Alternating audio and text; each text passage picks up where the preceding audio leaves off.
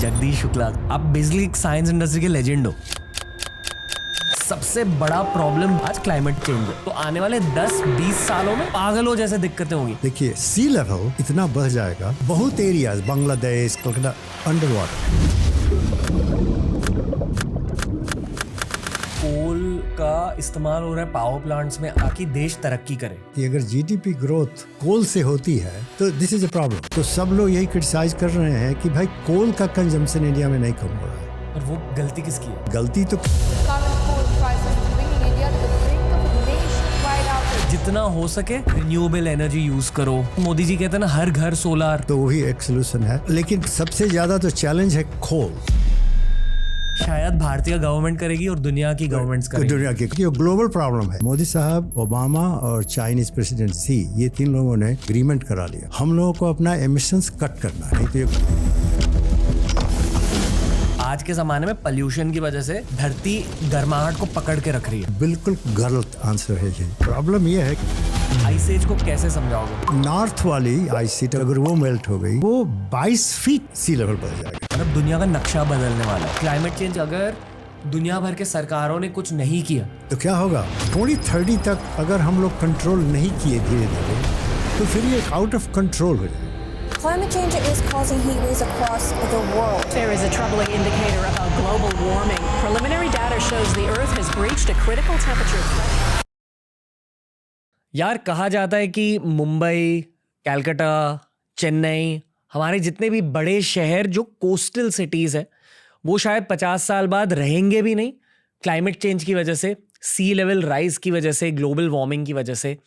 और ये सिर्फ मैं नहीं कह रहा हूँ, ये एक साइंटिफिक चीज है जो हमारी दुनिया की साइंटिफिक कम्युनिटी कह रही है। एक वर्ल्ड स्टेज पर क्लाइमेट रिलेटेड साइंटिस्ट की कम्युनिटी में जगदीश शुक्ला सर ने भारत का नाम रोशन किया है। Please know that. आज के पॉडकास्ट गेस्ट हमारे साइंस फील्ड के एक लेजेंड है, पर हर भारतीय के लिए उनकी कुछ बहुत स्पेशल मैसेजेस है रिलेटेड टू क्लाइमेट चेंज। दिल से मैं ये चाहता हूं कि हर भारतीय तक आज का बहुत ही स्पेशल एनवायरमेंट ओरिएंटेड पॉडकास्ट पहुंचे। जगदीश सर ने एकदम प्यार से हिंदी में बहुत डीप साइंटिफिक कॉन्सेप्ट समझाए हैं। आपको बहुत ज़्यादा नॉलेज मिलेगी आज के एपिसोड के थ्रू, और हमारे आने वाली पीढ़ी के लिए आपको बहुत सारे इनपुट्स मिलेंगे कि आज हम क्या बदल सकते हैं ताकि कल इस पृथ्वी का भविष्य भी बदले। It's a very epic episode. Please enjoy this climate special with Jagdish Shukla sir.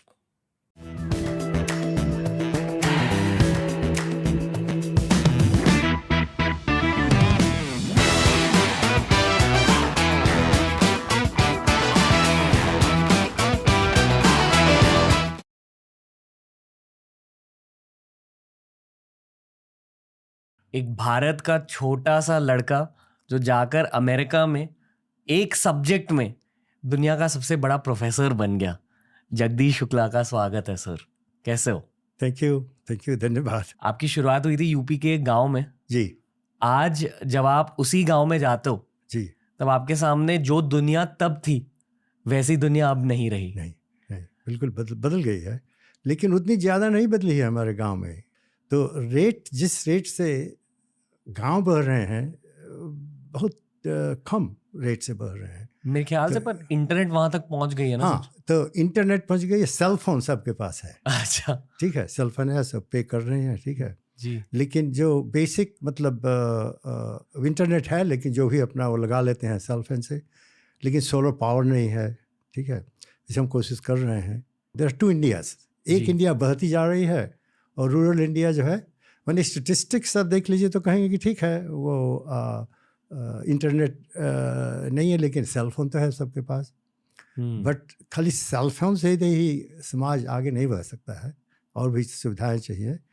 मैं मानता हूँ कि किसी जगह अगर इंटरनेट पहुंच जाती है ना, तो वहाँ की एजुकेशन भी बदल जाती है। हाँ, बुरी चीजें भी पहुंचती हैं वहां तक, राइट, पर बहुत सारी अच्छी चीजें भी पहुंचती हैं। राइट। नहीं, जो एक मैं कॉलेज चला रहा हूँ अपने गांव में, तो हम लोगों ने वहाँ इंटरनेट पहुँचाने की कोशिश किया। हमने खुद ही अपना कनेक्शन लगा करके खुद, लेकिन वो जब भी कोशिश करता हूँ, क्या वो डाउन है, इंटरनेट डाउन है। ठीक है, तो नहीं हो सकता है, तो बस सेल फोन से ही जो होगा। तो दिस इज, हमने जो इस इंफ्रास्ट्रक्चर की प्रॉब्लम है रूरल इंफ्रास्ट्रक्चर फिर भी बहुत प्रॉब्लम है।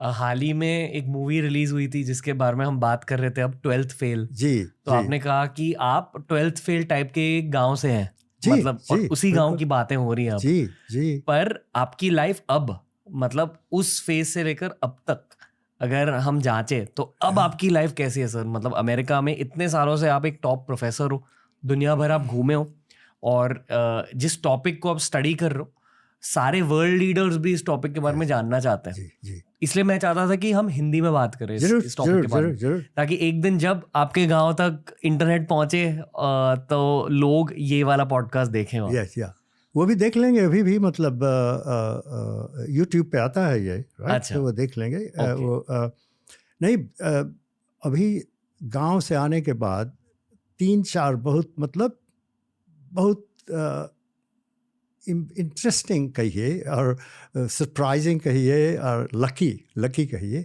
चीज़ें हुई। तो पहले तो मैं जैसे आपको बता रहा था कि मेरे पिताजी कहे ये 6 से और 10 की किताबों को पढ़ो साइंस की, तो उससे साइंस में एडमिशन हो गया। तो फिर जब मैं गया BHU में तो वहाँ MSc किया, तो MSc किया मैंने oil and natural gas commission से, ऑयल एक्सप्लोरेशन में, और जॉब मिल गई मुझको मौसम विभाग में, वाह। पूना में इंस्टीट्यूट ऑफ ट्रॉपिकल मीटरोलॉजी।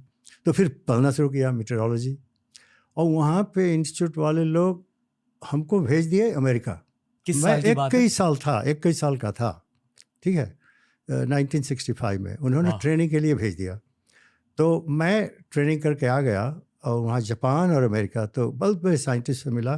तो हमको लगा कि हमको यहाँ ज़्यादा कुछ आता नहीं है, फिर भी मतलब सब लोग मानते हैं कि साइंटिस्ट हैं, साइंटिस्ट की जॉब भी थी, जूनियर साइंटिफिक ऑफिसर।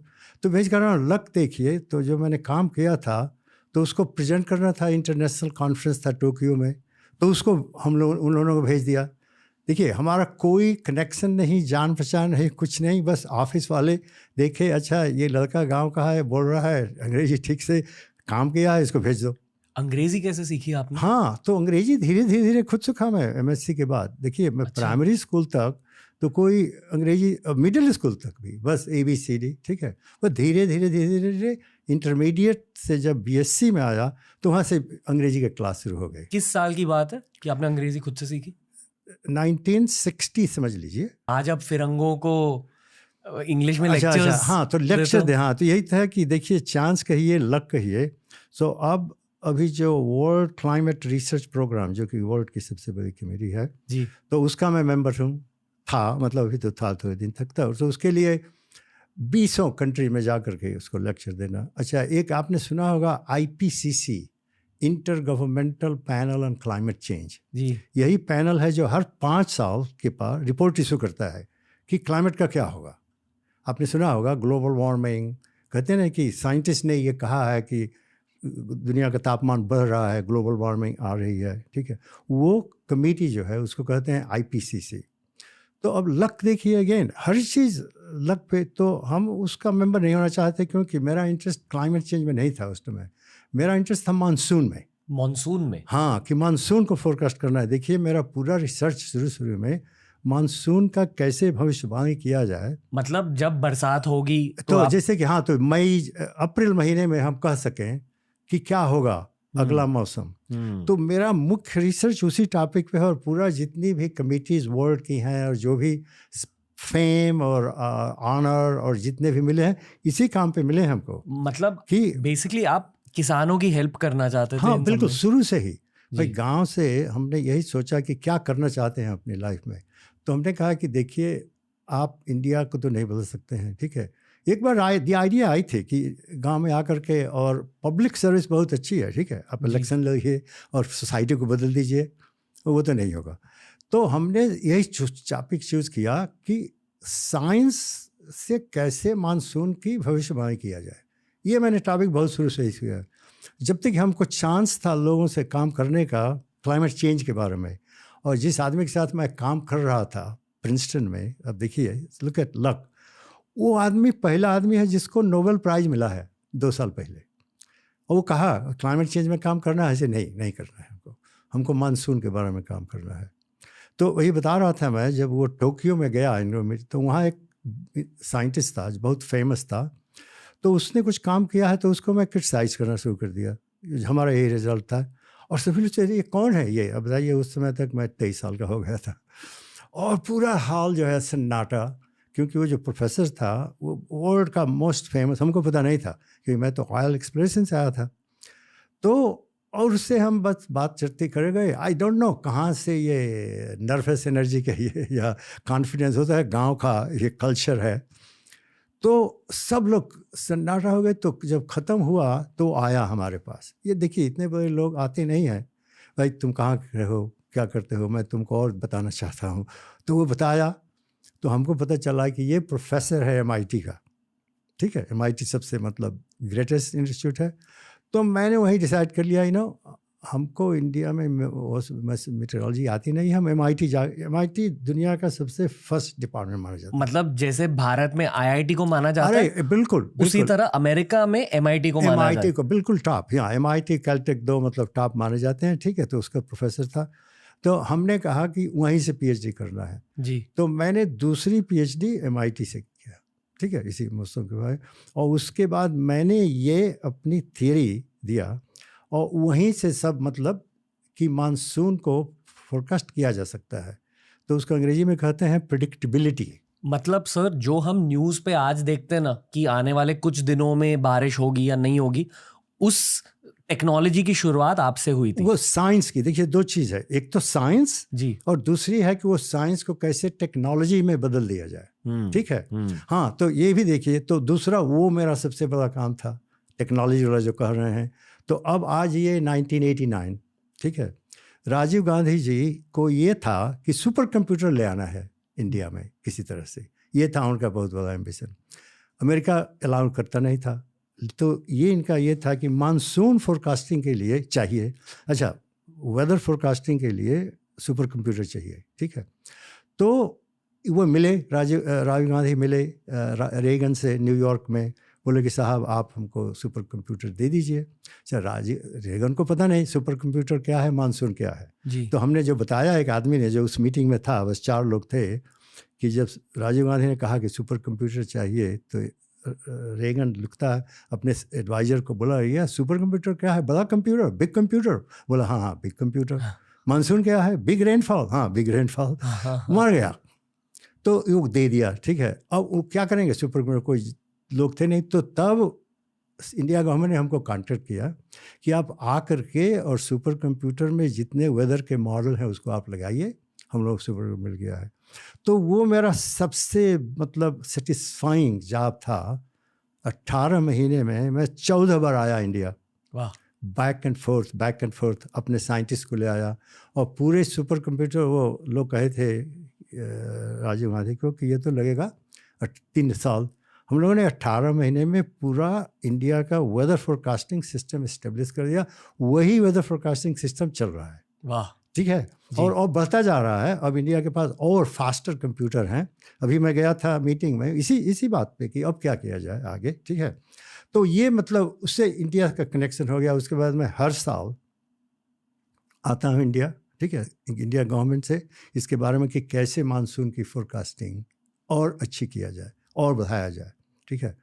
और तब तक जब मनमोहन सिंह प्राइम मिनिस्टर बने तो आए वाशिंगटन में 204, और मैं आपको 204 की बात बता रहा हूँ। तो सडनली एक दिन हमको ईमेल आया कि प्राइम मिनिस्टर मिलना चाहते हैं आपसे। तो देखिए वो व्हाइट हाउस के बगल में रुके हुए थे। बोले तो देखिए जब कोई प्राइम मिनिस्टर आता है तो सब इंडियन लोग सभी हम लोग मिलना चाहते हैं, तो लेकिन अगर उधर से ही आया रिक्वेस्ट तो बहुत आराम से। तो उनसे मैं मिला, उन्होंने बताया कि देखिए इंडिया की फोरकास्टिंग और भी बढ़ाई जा सकती है, लेकिन उसके लिए आप कोई वेदर डिपार्टमेंट क्रिएट कीजिए, बड़ा कीजिए।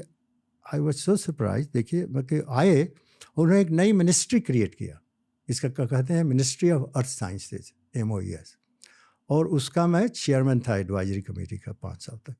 तो आप पूछ रहे थे हिस्ट्री, तो मैं बता रहा हूँ। तो ये हाँ, तो मतलब कि I don't want to brag, but since आपने पूछा कर लो ब्रैग तो अब उसके बाद और जब मनमोहन सिंह चले गए तो मोदी जी आए, ठीक है, प्राइम मिनिस्टर के जी। तो देन उन लोग, मोदी जी की एक कमेटी होती है, prime ministers council on climate change, तो उसमें उन्होंने हमको मेंबर बना दिया। तो उसी काउंसिल के मेंबर होते हुए मैं पेरिस क्लाइमेट कॉन्फ्रेंस में अटेंड किया, और वो समझ लिए कि वो बेस्ट मतलब कॉन्फ्रेंस इसलिए था कि हर दुनिया के कंट्री मान गए कि भाई क्लाइमेट चेंज रियल है। भाई कई लोग मानते नहीं हैं, स्पेशली अमेरिका में कुछ लोग हैं, स्पेशली एक पार्टी के लोग नहीं। लेकिन मोदी साहब, ओबामा और चाइनीज़ प्रेसिडेंट शी, ये 3 लोगों ने बहुत मेहनत करके और ये एग्रीमेंट करा लिया, ठीक है, कि हम लोगों को अपना एमिशंस कट करना है, नहीं तो ये ग्लोबल वार्मिंग प्रॉब्लम बहुत सीरियस होगी। और यही ओरिजिनल हमने सोचा था कि इसी के बारे में हम लोग बात करेंगे, ठीक है।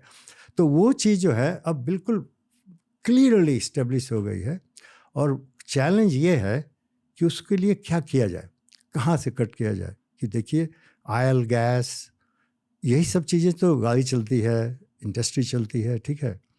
कोल से एनर्जी प्रोड्यूस होती है, वो बहुत ग्रीन हाउस गैस पैदा करता है। एक मिनट, तो थोड़ा स्लो डाउन करना चाहिए हमें, थोड़ा बेसिक्स में आकर समझाना चाहिए। आप पूछ लीजिए। इसलिए हम हिंदी में कर रहे हैं ताकि लोग बेसिक्स पर आकर समझे, क्योंकि ये वाला जो टॉपिक है ना, मतलब जिस तरह से 30 साल पहले सर ने वेदर फोरकास्टिंग के साइंस पर काम किया था जी, उसी तरह 2024 में सबसे बड़ा प्रॉब्लम दुनिया का आज क्लाइमेट चेंज है। तो मान लो अगर आप किसान हो और आपकी खेती में प्रॉब्लम्स आ रहे हैं, दिक्कतें हो रही है, वो दिक्कतें पता है क्यों हो रही है? आपके मेहनत या आलस से नहीं, बट क्लाइमेट चेंज की वजह से।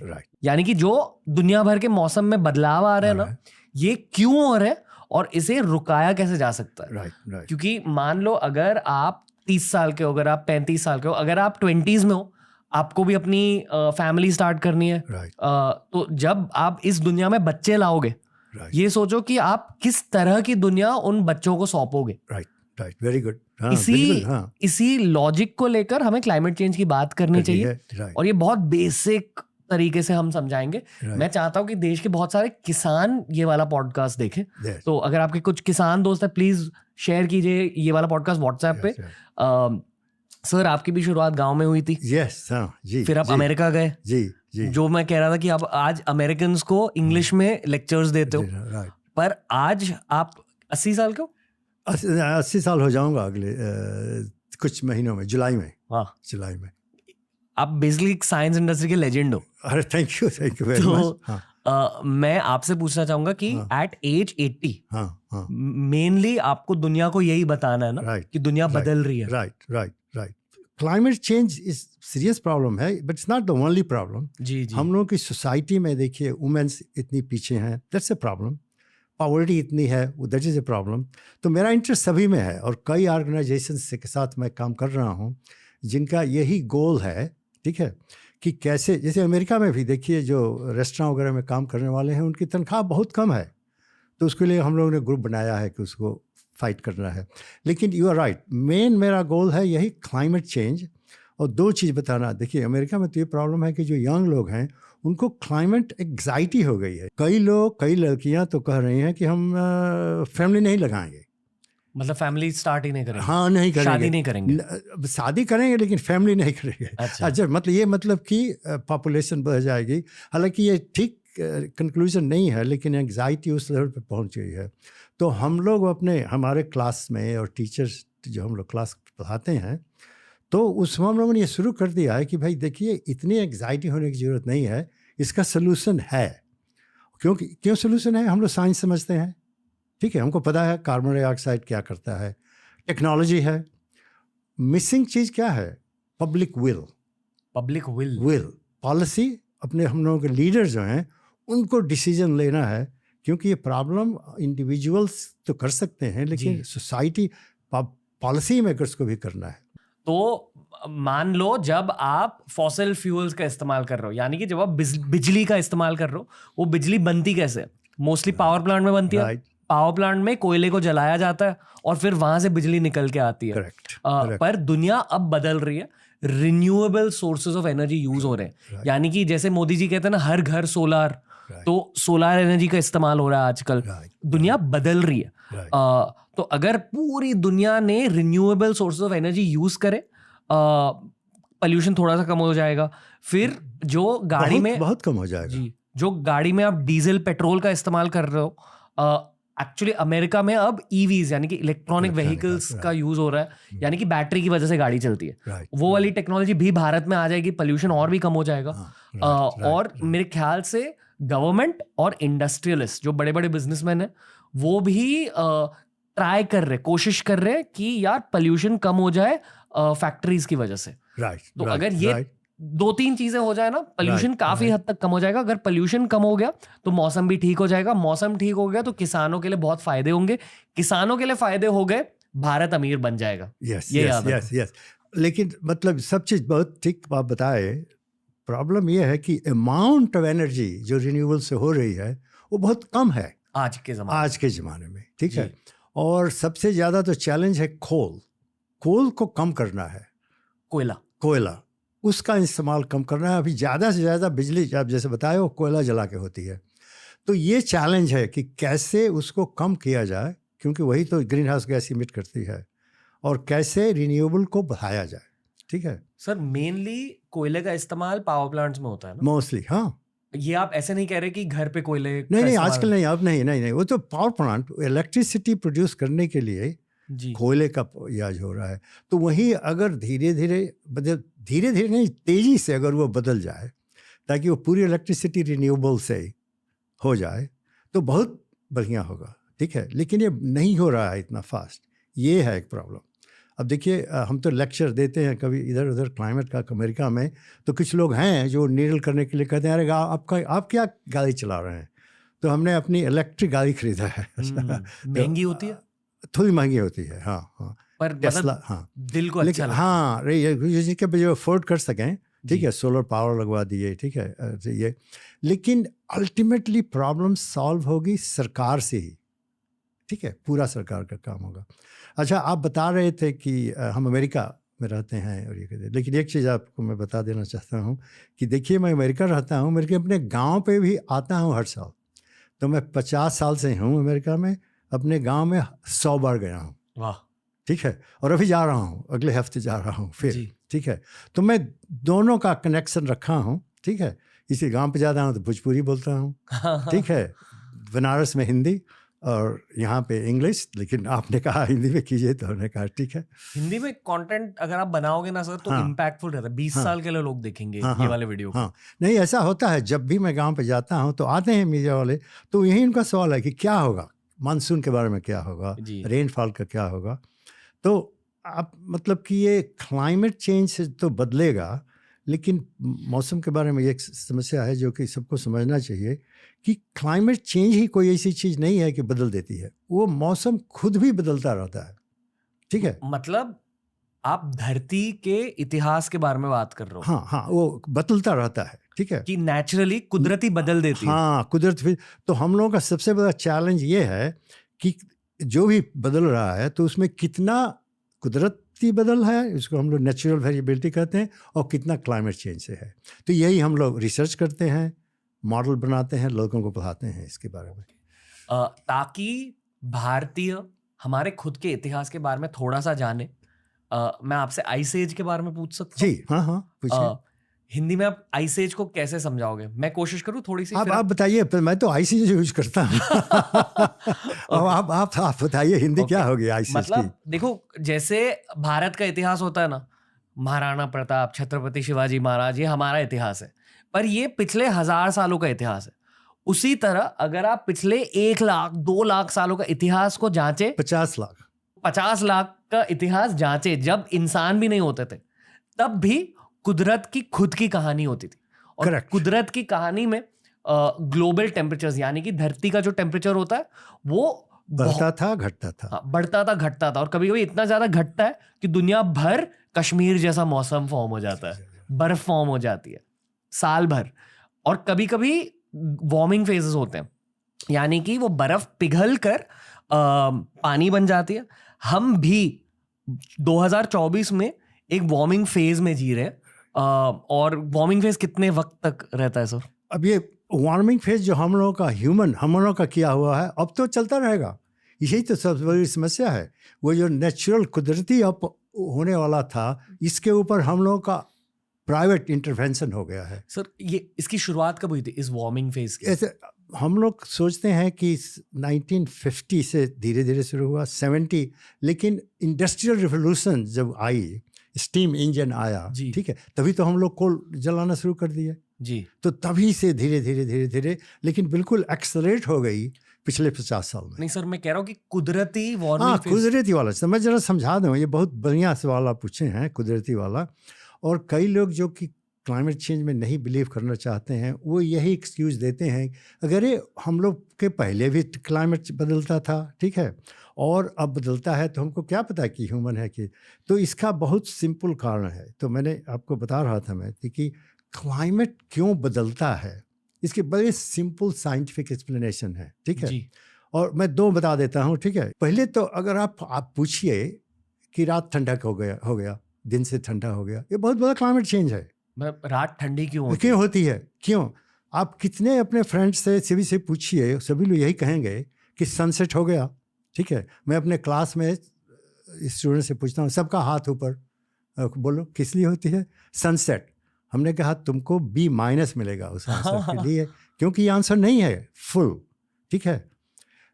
क्योंकि इसलिए रात को ठंडा हो जाता है कि अर्थ जो है कूलिंग हो रहा है 24 घंटा, उसको कहते हैं रेडिएशन, जी, ठीक है। और वो कूलिंग नहीं हो तो सन की हीटिंग को कंपनसेट नहीं होगा, तो क्लाइमेट नहीं बनेगा स्टेबल। एक मिनट, हाँ, थोड़ा पॉज करके हाँ। सोचते। मतलब दिन में सूरज की रोशनी धरती तक पहुंचती है, और फिर गर्म हीटिंग हो जाती है। जैसे कि आग के पास अगर आपने अपना हाथ रखा तो थोड़ी वो गर्माहट फील होती है, उसी तरह धरती को सूरज की वजह से गर्माहट फील होती है। उसी तरह रात को ही नहीं 24 घंटा। हाँ, पर रात को धरती की साइड पे जहां अंधेरा होता है, वहां से धरती से भी हीट निकल रही है। यही तो इंटरेस्टिंग चीज है, खाली वहीं से नहीं, चारों ओर से हीट 24 घंटा निकलती है। ओके, ठीक है जी। ये दिस इज ए बहुत बेसिक फैक्ट है क्लाइमेट का।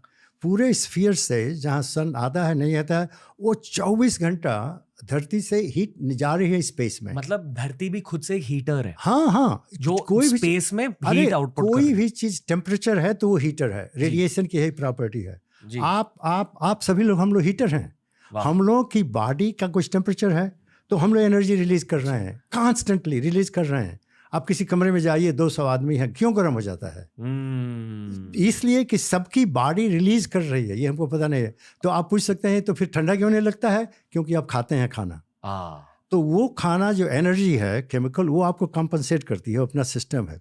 तो ये आइडिया समझ लीजिए कि ये साइंस की बहुत सिंपल आइडिया है कि ज़मीन जो है वो ठंडी हो रही है 24 घंटा, और वो जो सन है वो तो खाली दिन में हिट कर रहा है जी। साल में पूरा एवरेज कीजिए तो कंपनसेट हो जाता है, ठीक है। तभी इसीलिए 10,000 साल तक ये बिल्कुल कंपनसेट था। इसीलिए हम लोगों की क्लाइमेट बड़ी स्टेबल थी 10,000 साल से। मतलब जितनी धूप सूरज से पहुंचती थी धरती तक और जितना जा रही थी वो बिल्कुल बैलेंस था जी। और कितनी जाती है वो डिपेंड करता है कितना कार्बन डाइऑक्साइड है आपके एटमॉस्फेयर में। ये तो उसको आप बढ़ा दीजिए तो बहुत कम जाएगी। मतलब आज के जमाने में पोल्यूशन की वजह से धरती गर्माहट को पकड़ के रख रही है। इसको हम लोग कहते हैं कि रेडिएशन एनर्जी जाती नहीं है स्पेस को, तो टेम्परेचर धीरे धीरे बढ़ रहा है, ठीक है। तो ये अगर आप समझ लीजिए कि ये हो रहा है, दिन में ये भी हो रहा है, धीरे धीरे हो रहा है, तो वो आइस से जो आप बता रहे थे वो आ जाएगा बहुत अच्छी तरह से समझ में। और मैं एक आपको छोटी सी कहानी बताता हूँ। हार्वर्ड जो सबसे बड़ा यूनिवर्सिटी है, एक टेलीविज़न वाले ने जा कर के सब लड़के जो ग्रेजुएट हो रहे उनसे पूछा कि भाई ज़मीन सूर्य के पास है कि दूर है, गर्मी सीजन में और ठंडा सीजन में? सबका आंसर था कि गर्मी सीजन में ज़मीन पास होती है इसीलिए गर्म होता है, और ठंडा सीजन में दूर होती है इसीलिए ठंडा होता है। बिल्कुल गलत आंसर है ये बिल्कुल गलत आंसर इसलिए है कि हम लोगों की ज़मीन सूर्य के पास होती है विंटर सीजन में जी। तो आप पूछेंगे तो क्यों, कैसे? इसलिए कि हम लोगों की एक्सिस थोड़ा टिल्टेड है। समझ गए आप? आपने सुना होगा हर जियोग्राफी के लोग पता है ना कि 23 डिग्री पे टिल्टेड है। जी। तो अगर हम लोग पास में तो है लेकिन टिल्टेड है तो सन के बाहर है, ठीक है। मैं थोड़ा सा इसको समझा दीजिए। मैं समझ रहा हूँ आप क्या कह रहे हो। मेरी ज्योग्राफी लेक्चर का रिवीजन हो रहा है। तो बेसिकली क्या होता है कि पृथ्वी सूरज के आसपास मंडराती है, ठीक है। और धरती ना मंडराते हुए, रिवॉल्व करते हुए धरती की खुद की भी एक्सिस होती है। परमानेंटली टिल्टेड है, वो टिल्टेड है। मैं अभी उससे आने वाले में बताने वाला था आपको। तो वो चूंकि टिल्टेड है, तो हालांकि पास भी है, चूंकि वो टिल्ट उधर हो रही है, तो वो विंटर सीजन हो जाता है। अब मैं बताता हूँ कि आइस एज क्यों आता है। तो ये जो थोड़ा सा जो टिल्टेड है वो थोड़ा बदल जाता है। वो बदल जाता है 100,000 लाख साल के टाइम स्केल से। फिर से थोड़ा पॉज करना पड़ेगा। हाँ, सॉरी, आई नो कि आप एक फ्लो में चले जा रहे हो, मैं आपको रुका रहा हूँ। बताइए बताइए। जो आप कह रहे हो ना हल्के से थोड़ा एडवांस बता दीजिए। मान लो धरती एक गोले की तरह होती है, उस गोले में एक डंडी डाल दो, ठीक है? उस डंडी को हम कहेंगे एक्सिस ऑफ टिल्ट। अभी अगर मतलब जैसे कबाब के अंदर कैसे वो डंडी डालते हैं, राइट, एक गोल कबाब को विजुलाइज करो, वो है हमारी पृथ्वी। फिर वो कबाब के सुई को हम एक्सिस मान लेंगे। अभी एक्सिस ना बदलती रहती है स्पेस में, मतलब सूरज के चारों ओर मंडराती है धरती, उसके साथ साथ वो कबाब की सुई भी ऐसे हिल रही है। तो जो सर कह रहे हैं वो ये है कि आइस एज के दौरान वो सुई थोड़ी ज्यादा टिल्ट होने लगती है, बहुत थोड़ी, और उससे आइस एज आ जाता है। तो ये जो है ये बिल्कुल, तो मेन रिजल्ट यही हुआ कि वो थोड़ी टिल्ट हो गई, इसकी मतलब कम एनर्जी आ गई जी, आइस एज हो गया धीरे धीरे। सवाल ये है सर कि मेरे ख्याल से हर 10,000 साल के बाद, मस उससे ज्यादा 100,000 1 लाख साल के बाद 1 लाख साल के बाद हम लोगों का ये अभी ये है कि 3 टाइम्स हैं। एक तो 1 लाख और दूसरा कोई 40,000, ठीक है, मतलब 40,000 साल। 2 तरह के मूवमेंट एक्सिस के होते हैं, ठीक है। एक तो इसे इधर उधर, ठीक है, और दूसरा इसे इधर उधर भी धीरे धीरे, बहुत धीरे धीरे। तो ये मतलब मेन अभी जो एस्ट्रोनॉमी और क्लाइमेट, पुराने क्लाइमेट वाले हैं, वो इसमें बहुत हम लोग पढ़ाते हैं। मेरा मुख्य मतलब ये है कि जो पहले होता था 1 लाख पहले, हम लोग समझते हैं क्यों होता था, तो उससे कंफ्यूज नहीं करना चाहिए अभी जो हो रहा है। अभी जो हो रहा है वो बिल्कुल हम लोगों का किया हुआ है। मतलब ये जो मौसम में बदलाव देख रहे हैं, ये एक्चुअली मानव जाति नहीं, ह्यूमन इंड्यूस्ड, जिसको कहते हैं हम लोग, ह्यूमन इंड्यूस्ड है।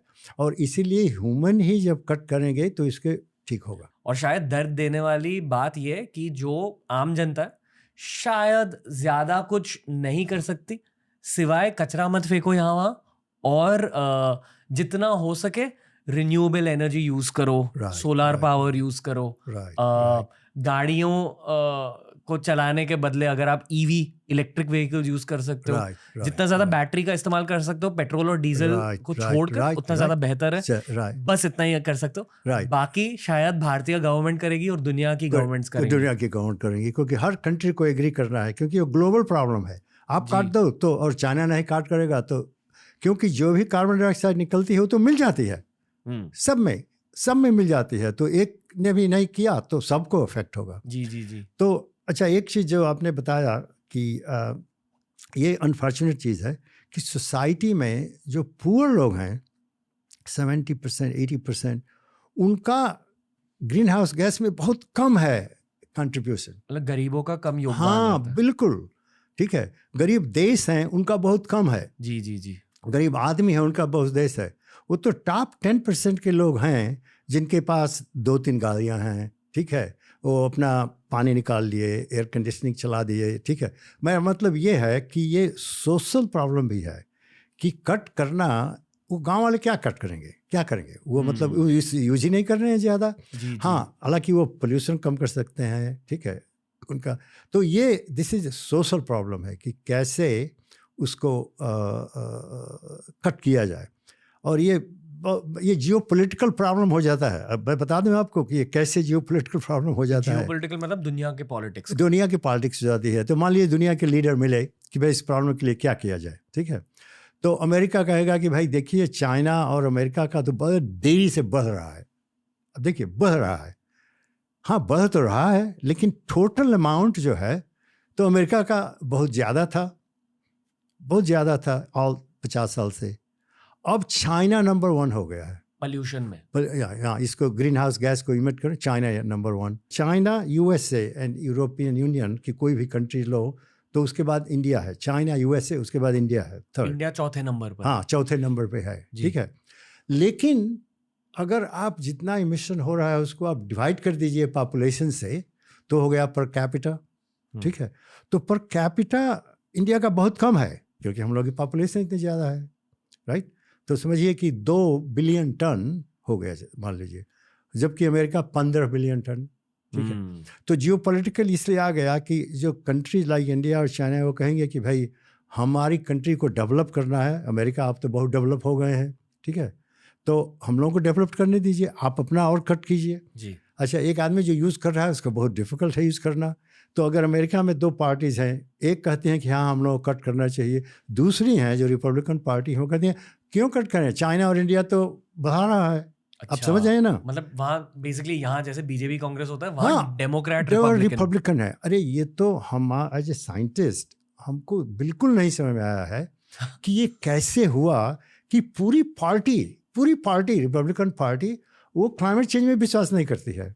पूरी पार्टी वो पता नहीं उनके ऊपर कोई असर है, मतलब ऑयल इंडस्ट्रीज वालों का वो लॉबीज उनमें पैसा देते हैं, ठीक है जी। वो एक भी आदमी रिपब्लिकन लीडर ये नहीं आके कहेगा कि ग्लोबल वार्मिंग सीरियस प्रॉब्लम है, हम लोग को कुछ करना चाहिए। मतलब शायद इंटरनली उनकी डिस्कशन हुई होगी कि एग्जैक्टली यही लोग कहते हैं कि भाई वो ऑयल इंडस्ट्री उनको इतना लॉबिंग में देती है पैसा, ठीक है, तो उनका इंटरनल इसको वो प्लेटफॉर्म ही उनका बन गया, ग्लोबल वार्मिंग प्रॉब्लम नहीं है। मतलब वहाँ जो रिपब्लिकन पार्टी डिसीजंस लेगी उस डिसीजन की वजह से भारतीय किसान अफेक्ट होंगे, पूरे दुनिया के लोग अफेक्ट होंगे, पूरी दुनिया के लोग अफेक्ट होंगे।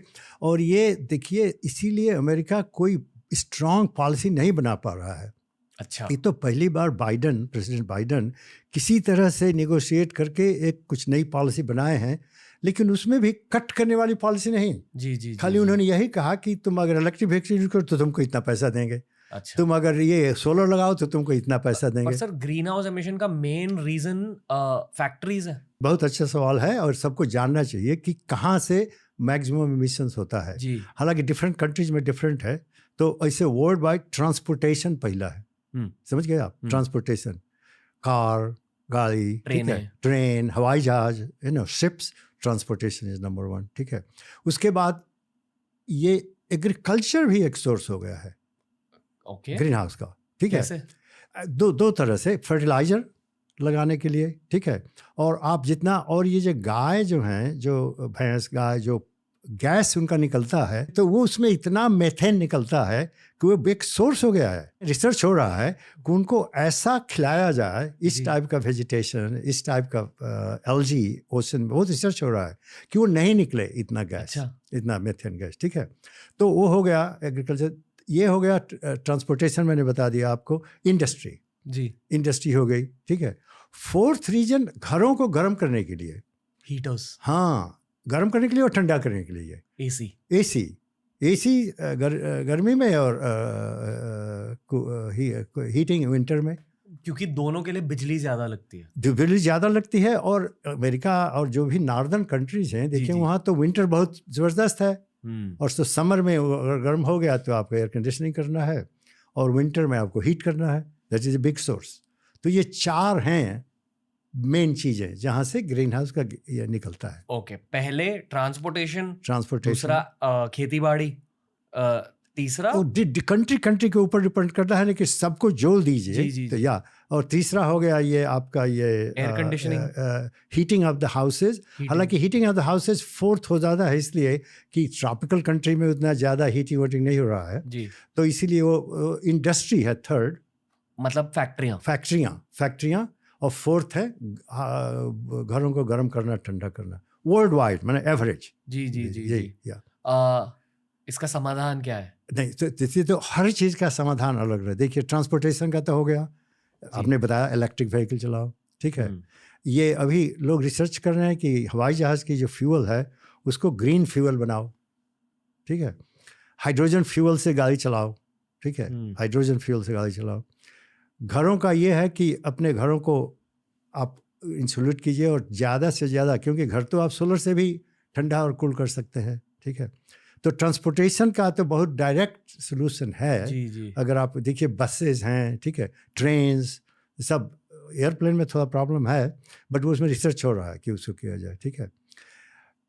पर्सनल कंजम्पशन, अब अमेरिका में तो ये सबसे ज़्यादा ये है, गाड़ियाँ चला रहे हैं लोग, ठीक है, किसी के पास 2 गाड़ी, किसी के पास 3 गाड़ी।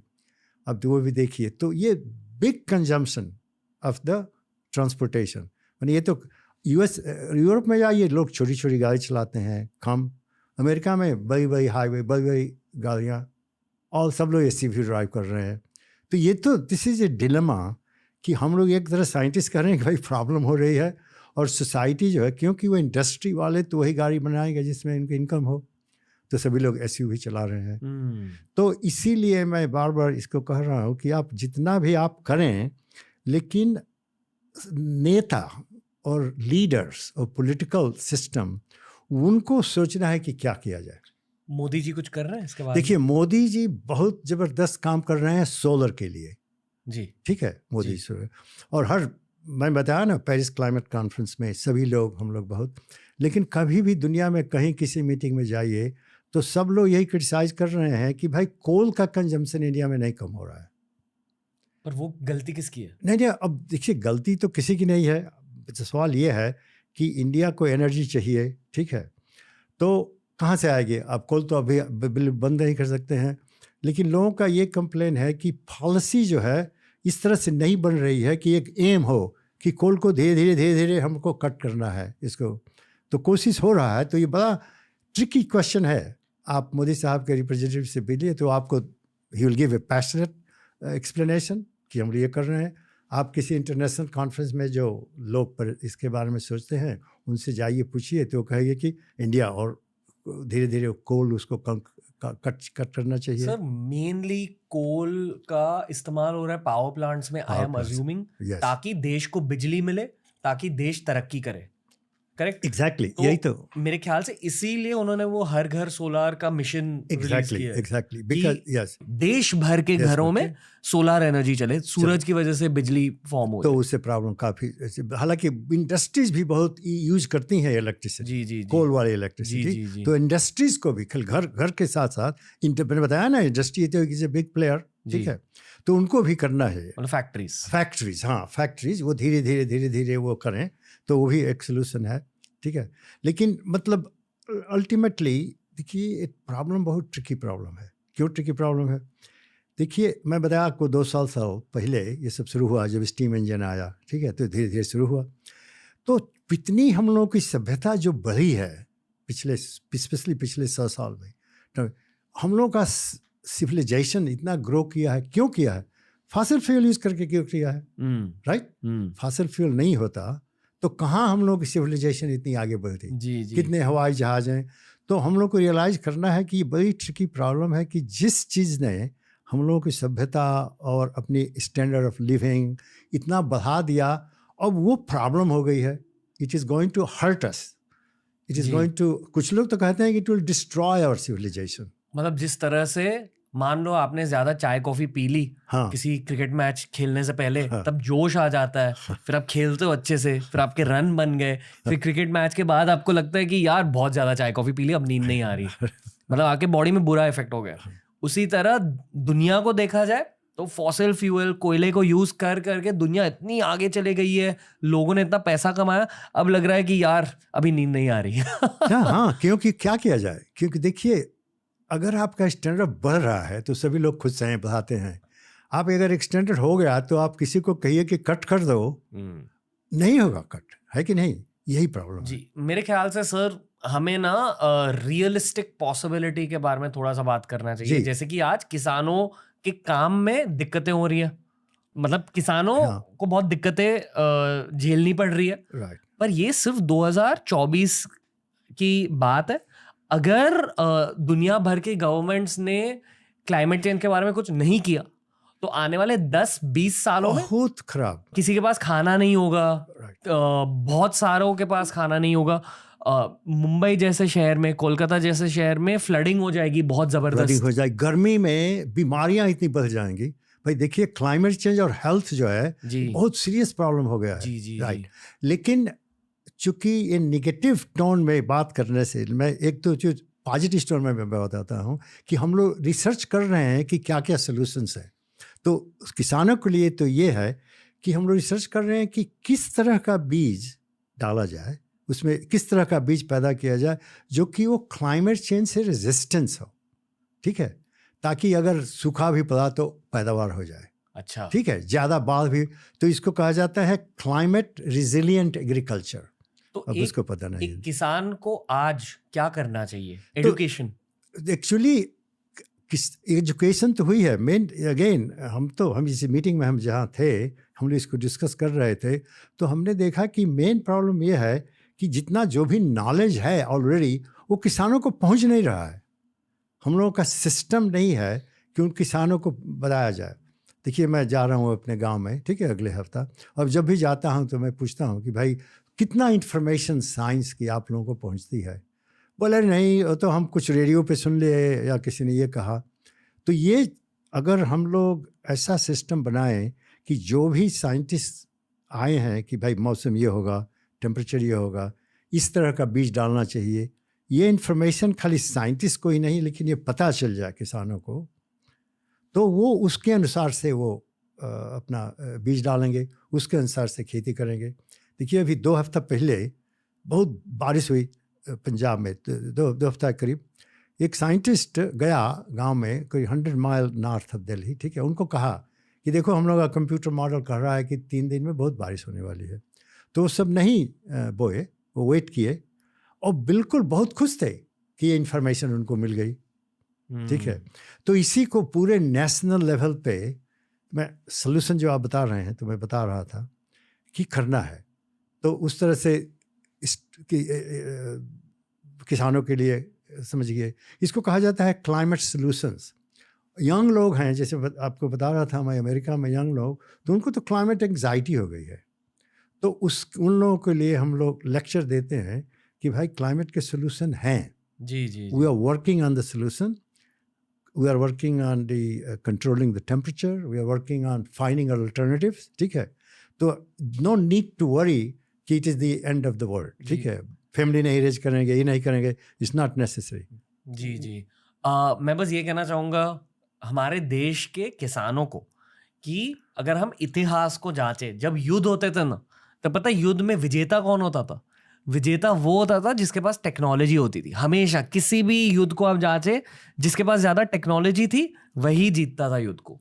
उसी तरह दुनिया भर में आज एक युद्ध चल रहा है। जब आप खेती बाड़ी कर रहे हो तब आपका भी एक माइक्रो युद्ध चल रहा है। वहाँ टेक्नोलॉजी लाओ, और टेक्नोलॉजी कौन सी लाओगे ये आपको यूट्यूब के थ्रू पता चल सकता है, पॉडकास्ट के थ्रू पता चल सकता है, और जनरली सर जैसे लोगों की बातें सुनकर पता चल सकता है। क्योंकि आज ना जो खेती बाड़ी आप कर रहे हो, क्लाइमेट चेंज का एक बहुत बड़ा हाथ रहेगा आपके रिजल्ट्स में। जिस तरह की खेती बाड़ी आप करोगे उसका रिजल्ट क्लाइमेट चेंज से डिटर्मिन होगा। क्लाइमेट चेंज के बारे में ज़्यादा सीखो, और अपने हार्वेस्ट को, फसल को अगर आपको और बेहतर बनाना है तो फिर साइंस का इस्तेमाल करो। Absolutely, absolutely, yes yes. फिर भी आई नो सर आपको इस कॉन्वर्सेशन को एक नेगेटिव डायरेक्शन में नहीं लेकर जाना है, पर क्या आप थोड़ी सी पिक्चर पेंट कर सकते हो कि अगर दुनिया भर के सरकारों ने कुछ नहीं किया तो क्या होगा? जी, अरे इसमें पेंट में तो पूरे हम लोगों ने रिपोर्ट लिखा है, जी जी, ठीक है। उसको ज़्यादा क्या होगा?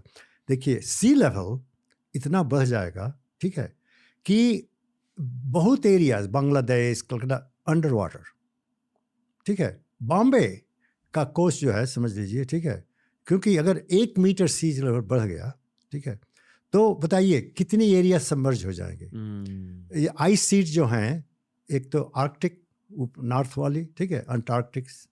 मान लीजिए कि आपने कुछ नहीं किया और आर्कटिक आइस सीट मेल्ट हो गई पूरी। एक मिनट, मतलब हाँ। अभी ये ग्रीन हाउस गैसेस की वजह से धरती ज्यादा गर्म हो रही है, इसे ग्लोबल वार्मिंग कहते हैं। तो पृथ्वी के एकदम उत्तर में और एकदम दक्षिण में बर्फ जमी हुई है, बर्फ चली हुई। और उस गर्मी की वजह से वो बर्फ पिघल जाएगी।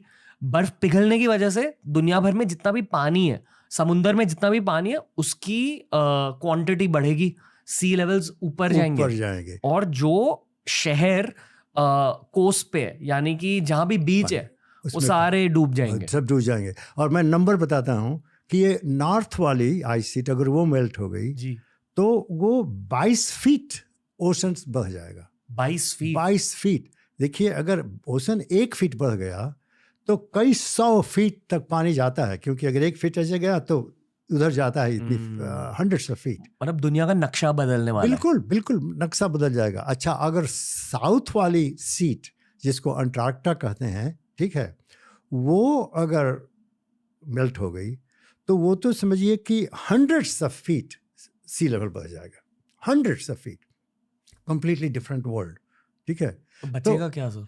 नहीं तो इट विल बी, अरे जो बिल्कुल लैंड एरियाज हैं, तो मतलब ये मैं वर्स्ट केस सिनेरियो बता रहा हूँ, हालांकि उसको मेल्ट होने में टाइम लगेगा। कितना टाइम? सी, और उस पर रिसर्च हो रहा है कि एग्जैक्टली कितना टाइम लगेगा, लेकिन हर साल नया डेटा आ रहा है कि वो बता रहा है कि वो तो एक्सेलरेट हो रहा है। अभी नॉर्थ वाला देखिए, जितने ये आइस बर्ग्स हैं वो मेल्ट हो रहे हैं। आप अगर जाइए अलास्का में या कहीं भी आप क्रूज़ पे जाइए तो ये क्रूज़ बन गया है, आप क्रूज़ पे खड़ा होकर देख रहे हैं और सी आइस जो गिर रहा है, पहाड़ों की तरह गिर रहा है, ठीक है। तो मतलब ये प्रॉब्लम ऐसी नहीं है कि ये हाइपोथेटिकल है, ये हो रही है, ये हो रही है। तो मतलब इसीलिए इतने हम लोग मतलब we are trying to emphasise, दुनिया डर गई है। सो सी, दुनिया, यही तो बहुत डिलेमा है कि वो डर गई है लेकिन फिर भी व्यवहार बदलती नहीं है। समझ गए आप? देखिए, डर गई है और उनको, हम लोगों का ये है सोचना कि लोग ये सोचते हैं कि अरे ठीक है, वो जो प्रॉब्लम होगी वो आगे आएगी। जी भाई, ये भी जो, जैसे मैं तो यही हमेशा मजाक करता हूँ कि रिपब्लिकन, मैं बताया ना हमारे अमेरिका में, भाई उनके भी तो बच्चे हैं, ऑयल इंडस्ट्री, उनके भी तो बच्चे हैं, वो सोचते नहीं हैं कि क्या होगा उनका फ्यूचर, ठीक है। तो समहाउ ये आइडिया मतलब कि वो पहुंची नहीं है इस लेवल तक कि ये इमरजेंसी है। एक ही आदमी जो है, वाइस प्रेसिडेंट गोर, आपको गोर का नाम सुना होगा, जो वाइस प्रेसिडेंट थे, एल गोर। एल गोर, हाँ, तो एल गोर। तो हम लोग मजाक करते हैं क्योंकि वो, मैं बताया ना आपको, IPCC, inter governmental panel climate change, तो आधा उसका नोबेल पीस प्राइज उनको मिला, आधा, ठीक है, और दूसरा आधा हम लोगों को मिला। ठीक है, ये IPCC के ग्रुप को, तो हम लोग का, बट वही एक ये कहते हैं कि ये क्लाइमेट इमरजेंसी है, इसको क्लाइमेट चेंज नहीं करना चाहिए, ये क्लाइमेट इमरजेंसी मतलब है। अगले 10 साल के अंदर ही बहुत कुछ होने वाला है। तो यही एक डिस्कशन हो रहा है कि भाई कितने साल में ये हो जाएगा, ठीक है। तो ये साइंटिस्ट ने ये बताया है कि 2030 तक, तो अभी तो 7 साल हो गया, हम लोगों ने ये 2 साल पहले कहा था, ठीक है। 2030 तक अगर हम लोग कंट्रोल नहीं किए धीरे धीरे, तो फिर ये आउट ऑफ कंट्रोल हो जाएगा, मतलब इरिवर्सिबल। ये तो इरिवर्सिबल तो ऑलरेडी है, सिर्फ 6 साल बचे हैं। मतलब कि उसको चेंज कर दें, क्योंकि जैसे कोई चीज़ बढ़ रही है, ठीक है, बढ़ती रही है, अब उसको बंद कर दो, ठीक है। अब प्रॉब्लम यह है कि अगर आप इमिशंस कट कर दो, फिर टेम्परेचर फिर भी बढ़ता जाएगा कुछ दिन तक। इसको कहा जाता है, क्योंकि वो मेमोरी तो है ना भाई, CO2 तो चला नहीं जाएगा, जो एटमॉस्फेयर में आप डाल दिए हैं वो 1000 साल तक रहेगा, ठीक है, वो धीरे धीरे एब्जॉर्ब होता है ओशियन से, ठीक है। So I am increasing your anxiety, हमको लगता है कि no really, but you see that, no I we don't emphasise, but this is the fact, ठीक है, वो रहेगा।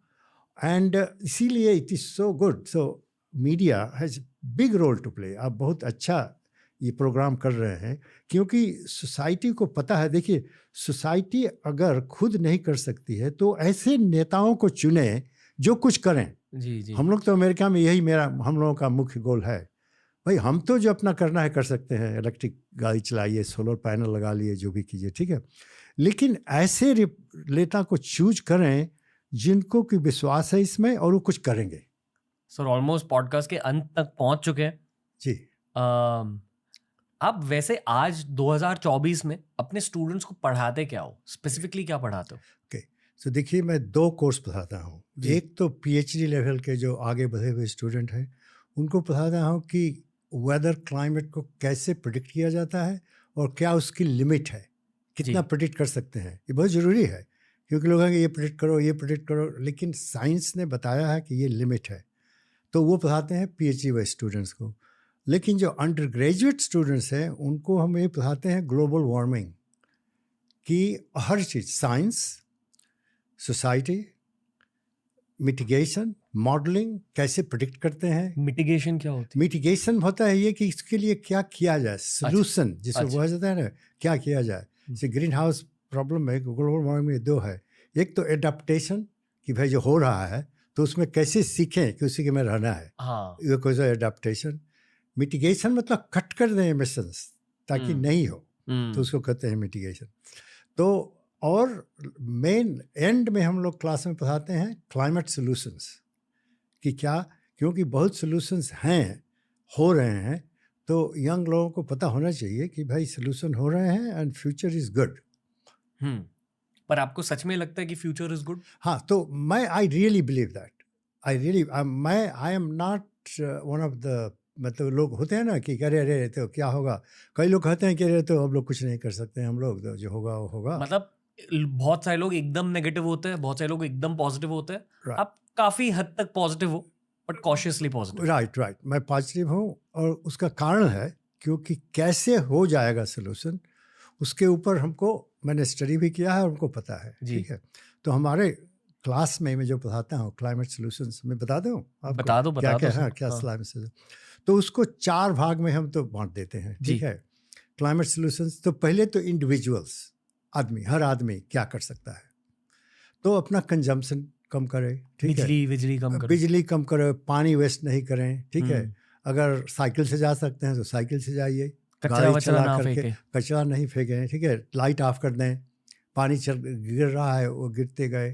ठीक है, तो ज़्यादा से ज़्यादा शॉपिंग, क्या शॉपिंग करते हैं आप? देखिए, कहो बहुत क्लोथ्स और ड्रेस हैं जो कि बहुत ग्रीन हाउस इसमें पैदा होता है। मतलब जब आप कपड़ों को बना रहे हो फैक्ट्रीज में, बहुत पोल्यूशन होता है उसकी वजह से। बहुत पोल्यूशन होता है। तो एक तो हो गया पर्सनल हैबिट्स। जी। डाइट एक बहुत इंपॉर्टेंट, मैंने बताया ना आपको, इसीलिए कहा एग्रीकल्चर।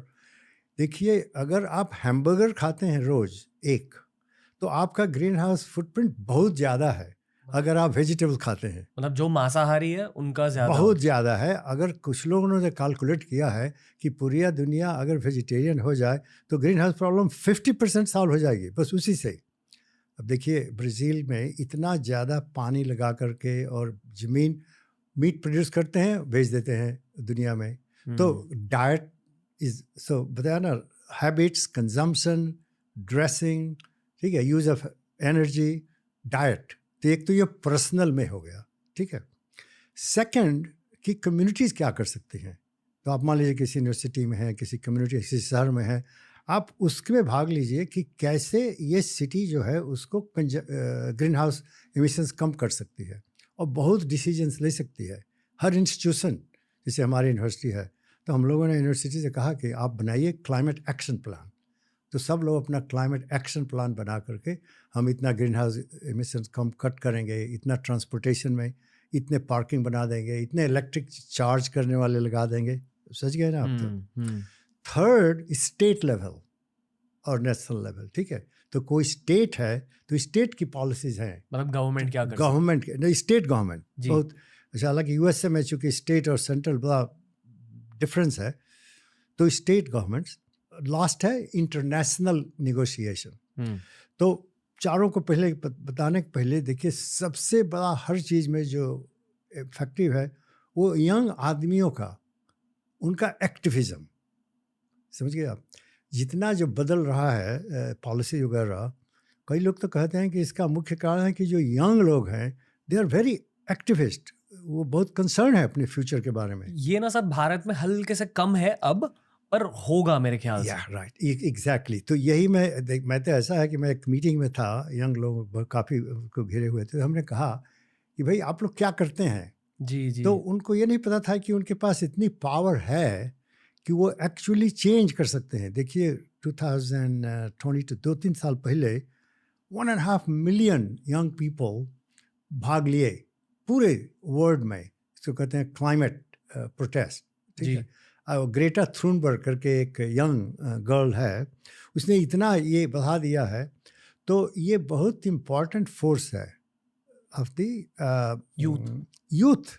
मतलब ये भारत में इसकी ज़रूरत है, बहुत ज़्यादा ज़रूरत है, क्योंकि देखिए यूथ जितना चेंज कर सकते हैं गवर्नमेंट की पॉलिसी, जी, उतना बूढ़े लोग नहीं कर सकते हैं। जी।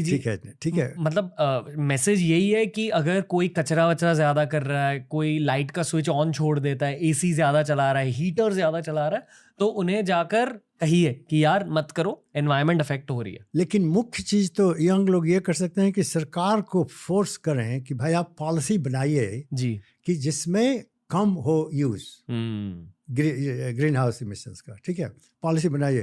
क्योंकि मैं तो शुरू से आपसे बता रहा हूँ कि गवर्नमेंट की पॉलिसीज बड़ी इंपॉर्टेंट है जी सर। वहीं पे बिग नंबर्स जो हैं वही हैं, ठीक है, तो वो करें तो उससे और भी एक सबसे बड़ा तो फ़ायदा ये होगा कि क्लाइमेट एंग्जाइटी जो है, तो हम तो अपने क्लास में ये बताते हैं क्लाइमेट एंग्जाइटी का सोल्यूशन क्या है, क्लाइमेट एक्शन। जी, मतलब अगर डर फील हो रहा है तो एक्शन लो, एक्शन लो और वो डर भी चला जाएगा और लगेगा कि वैसे हम कुछ कर रहे हैं। सो क्लाइमेट से तो ये, और लास्ट चीज़ था वो इंटरनेशनल, मैंने बताया ना आपको, ये बिना इंटरनेशनल कोलैबोरेशन से ये प्रॉब्लम सॉल्व नहीं होगा, क्योंकि सभी कंट्रीज़ को मिल के और सबको अंडरस्टैंडिंग भी होनी चाहिए कि भाई कोई कंट्री है उसका डेवलपमेंट नहीं हो रहा है। देखिए अगर आप डेटा देखिए कि इमिशंस किस कंट्री का कितना है और डेवलपमेंट इंडेक्स कितना है, डेवलपमेंट इंडेक्स होती है कि देश कितना आगे बढ़ा है जी, बहुत स्ट्रॉन्ग रिलेशनशिप है दोनों में, ठीक है। तो अगर एनर्जी आप यूज़ कर सकते हैं तो आपका डेवलपमेंट भी बहुत हो सकता है, ठीक जी है। जी जी तो इसीलिए कहा ना, मैं तो कहता हूँ कि ये ह्यूमैनिटी हम लोगों की सभ्यता का एक डिलेमा है। डिलेमा का हिंदी क्या बोलते हैं, कन्फ्यूजन कहिए, या मतलब डिलेमा मतलब कि ये क्या करें, ये करें कि वो करें, उसको बोलते हैं ना, है कोई शब्द डिलेमा। तो ये डिलेमा है कि ये करना है, डेवलप भी करना है और क्लाइमेट को भी कंट्रोल करना है, ठीक है। तो दोनों को कैसे करें, तो उसके लिए इंटरनेशनल कॉन्वर्सेशंस बहुत इंपॉर्टेंट है।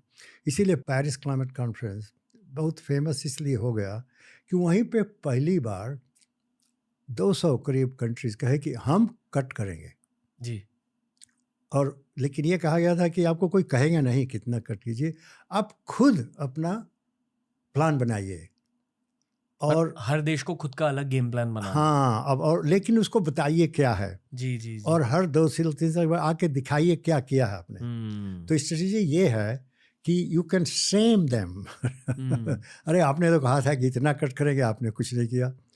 तो बिकॉज कोई लीगली किसी को आप नहीं फोर्स कर सकते हैं, जी जी, राइट, किसी कंट्री को। मतलब एक देश दूसरे देश का मजाक उड़ा सकता है कि क्या तू क्या भी क्या किया या क्या किया, और उड़ाते हैं अमेरिका का मजाक उड़ाते हैं। हाँ, लेकिन अब फोर्स तो किसी के पास है नहीं। भारत का मजाक उड़ाया जाता है, भारत का मजाक बहुत उड़ाया जाता था पेरिस क्लाइमेट कॉन्फ्रेंस के पहले जी। उसके बाद जबकि मोदी साहब ने सोलर पावर बढ़ा दिया, ठीक है, तो लोग मजाक उड़ाना बंद कर दिए और मान गए कि नहीं, इंडिया तो बहुत सीरियसली प्लान कर रहा है। बस अब उनका क्रिटिसिज्म खाली कोल पे है कि हर चीज़ में तो इंडिया बहुत ठीक कर रही है, कोल कंजम्पशन अभी बढ़ा पर ये सॉल्व हो रहा है कोल का प्रॉब्लम? वो बता रहा हूँ ना, यही तो ट्रिकी है, क्योंकि अब जैसे बताए सब इलेक्ट्रिसिटी चाहिए, सब पावर प्लांट उसी से चलते हैं, मतलब उसी से जो हम कहते हैं कि जीडीपी ग्रोथ हो रही है, जीडीपी ग्रोथ हो रही है, लेकिन यही तो है कि अगर जीडीपी ग्रोथ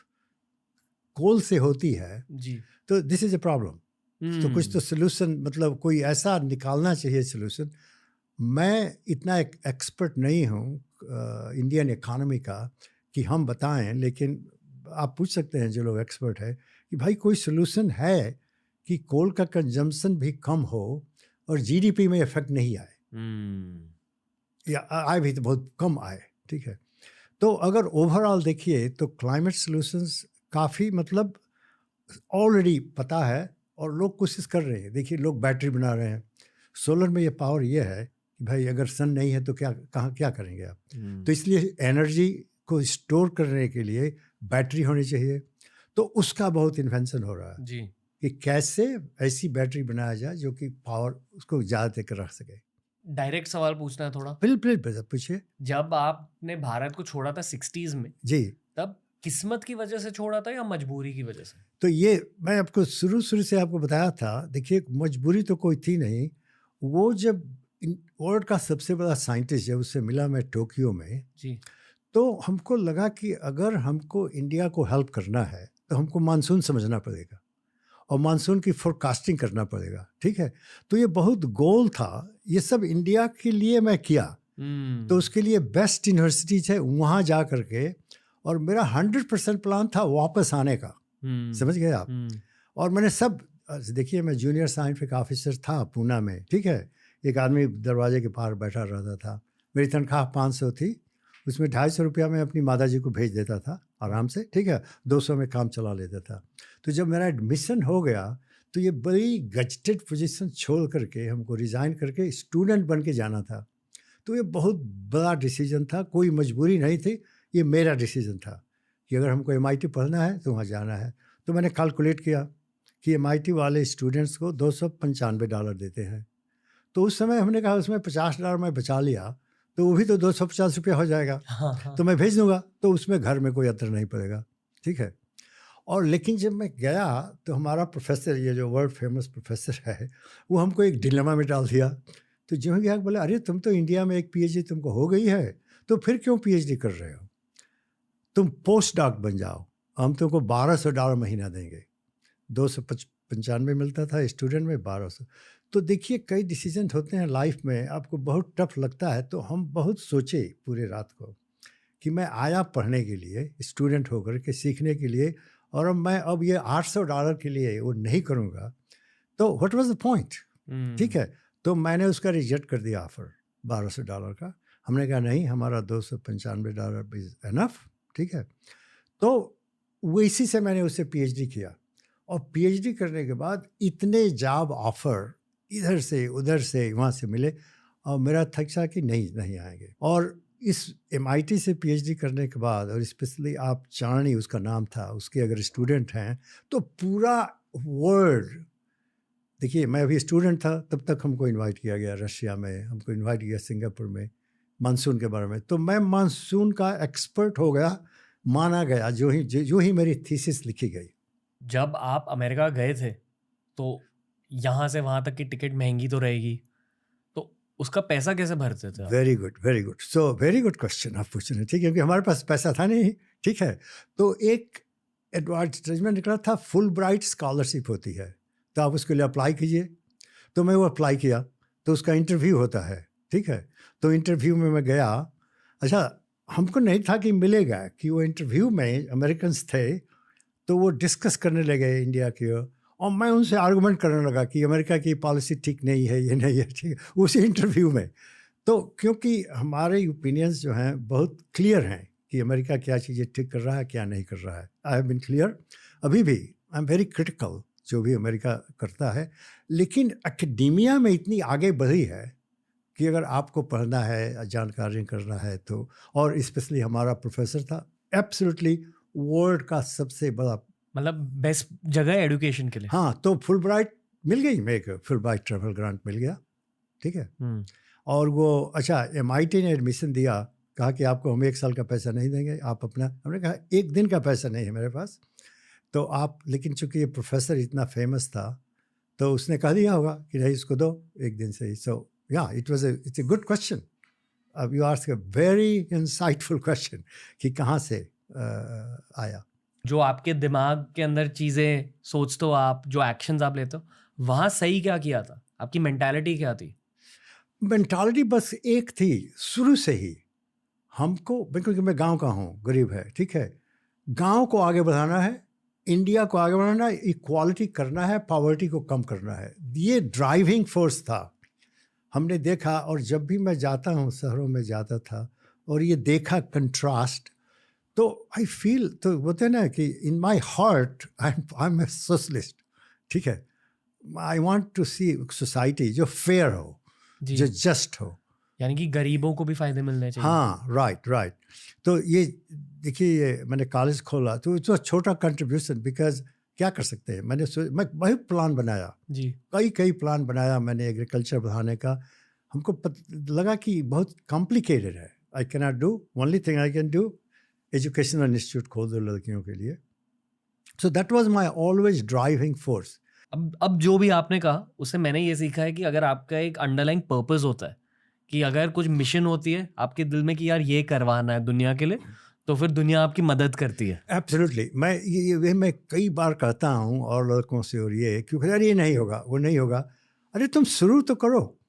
अगर शुरू कर दो तो धीरे धीरे होने लगती हैं चीज़ें जी, अगर वो चीज़ है तो इसीलिए मैं हमारा जितने भी लेक्चर देता हूँ, अभी भी अपने PhD लोगों को भी, कि अगर कोई ड्रीम है तुम्हारा तो उसको परस्यू करो।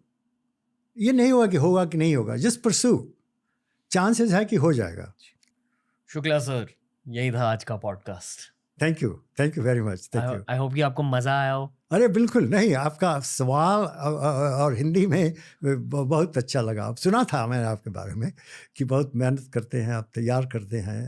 Very good, thank you, I enjoyed it. Thank you sir, ये हमारा ऑनर है कि आपने हमें इतना वक्त दिया। Thank you. और मैं चाहता हूँ कि ये वीडियो देश के एटलीस्ट हर किसान तक पहुंचे, हर गांव तक पहुंचे। ये मेरी खुद की मिशन है। तो thank you for giving me your time. Thank you Thank you, very sir. Much, See you thank you, soon. Thank you.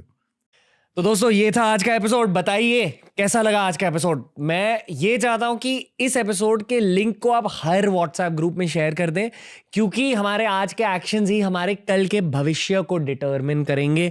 Please, हमें एक ही धरती दी गई है, इस पृथ्वी का ख्याल आज से रखना स्टार्ट करो। ये था हमारा epic episode Jagdish Shukla sir के साथ। इनके वर्क को सपोर्ट कीजिए and please keep watching TRS। Knowledge gain करते रहो, अपना आज और अपना कल बदलते रहो।